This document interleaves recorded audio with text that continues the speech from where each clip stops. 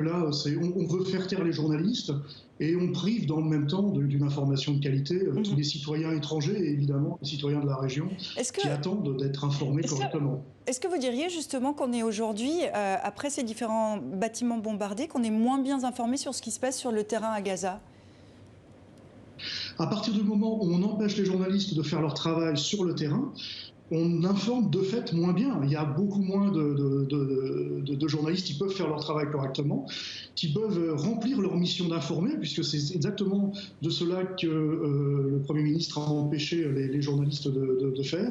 Donc oui, potentiellement, les journalistes ne peuvent pas faire le travail, donc les citoyens, dont le premier droit est d'être bien informés, ils ne peuvent pas bien être informés aujourd'hui.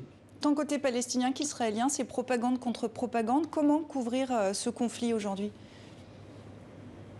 Alors évidemment, c'est toujours compliqué quand on est sur le terrain de pouvoir faire son travail de façon correcte, mais les journalistes respectent une charte de déontologie, la charte d'éthique mondiale, notamment de la Fédération internationale, et leur travail doit être équilibré.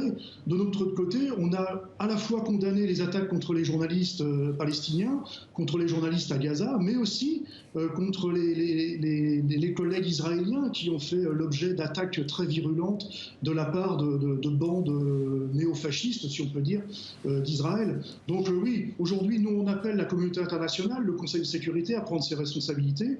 Et on a aussi appelé les directions d'Al Jazeera et d'Associated Press de lancer une action commune avec d'autres grands médias, comme les vôtres éventuellement, devant la Cour pénale internationale à La Haye.